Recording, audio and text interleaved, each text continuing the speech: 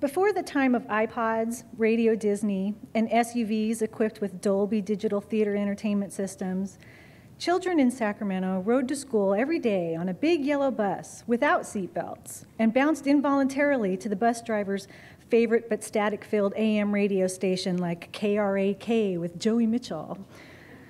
It was an innocent time known as the 1970s.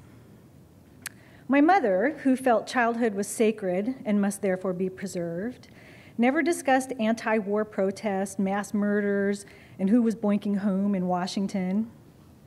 There was a definite line between the world of kids and the world of grown-ups. I grew up blissfully ignorant of the big bad world outside. Mom eliminated the negative and accentuated the positive. What? Grandma died? You don't want to go to any old funeral. You're only 7. Funerals are for grown-ups. Here, read this cartoony book called Where Did I Come From? You might learn something. My mother fought conformity, resented sorority girl mentality, and refused to buy me anything that allowed me to fit in. Why do you need Jordache jeans, she would say. In her push the bird out of the nest style of parenting, Mom almost never gave me advice, and my pleas for it were often met with, "You have to decide that for yourself." If I asked her how to spell a word, she'd say, "Look it up in the dictionary," as if that made perfect sense to a kid. Was my mother being lazy, or was she raising a nonconformist, independent-thinking child? Our seemingly fight-free family life was all about laughs, and girls don't wear makeup, and you don't get to eat the mysterious stuff in those little aluminum foil triangles from the Chinese restaurants because that's for grown-ups. And then I turned 12, and I began the nightmare journey for all idealistic yet ill-conforming and hormonally challenged 12-year-olds, junior high school. Yes, James Rudder Junior High, affectionately known by its students as Gutter.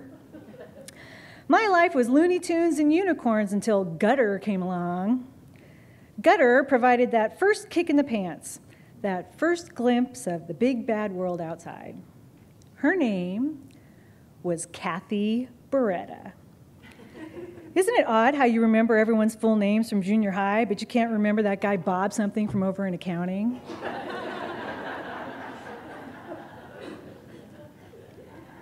Kathy Beretta would peer at me through the volleyball net in PE or across the rows of gray dented lockers afterwards and wait for me to meet her searing red eyes so she could say, "What are you looking at?"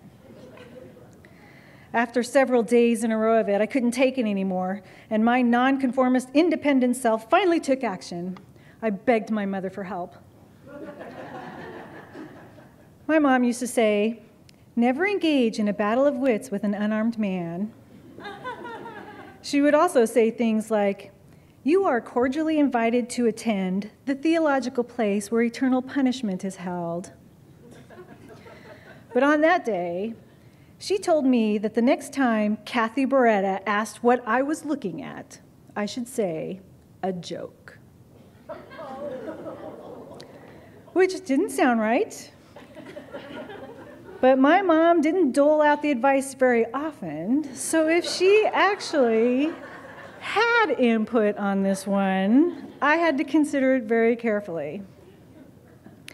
I mean, advice from the wisest woman in my world? What could go wrong, really? The next day, as we all played volleyball out on the tarmac in our black and yellow polyester Roadrunner bedecked gym uniforms, Kathy Beretta brooded at me from the opposing side while I avoided her eyes. But nothing could stop her from popping the question anyway. Steam puffed out of her nose as she stepped directly into my line of sight. "What are you looking at?" I looked around for the teacher, who was mysteriously absent. Had she taken him out too, just to have this high noon opportunity? "Well," she demanded, the ground vibrating as she took a step toward me. My mom's voice came back to me, and I was blurting it out before I could stop it. "A joke," I said. Boom, boom, boom.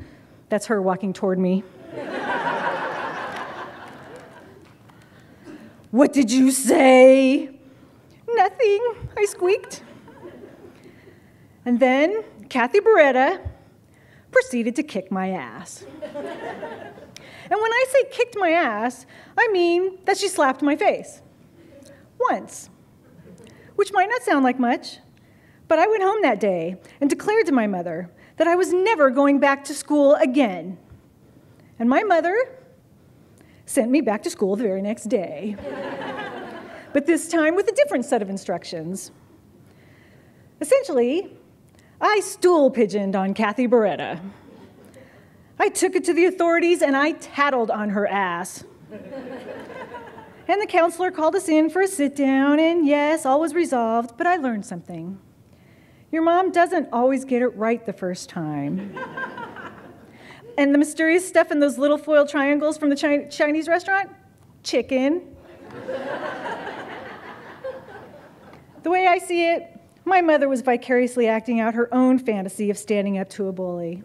She wanted to see what would happen if I had the 7th grade balls to talk back. What would happen if I did engage in a battle of wits with an unarmed man? I was duped, an experimental pawn, and I spent the rest of my childhood solving my own problems. Thank you.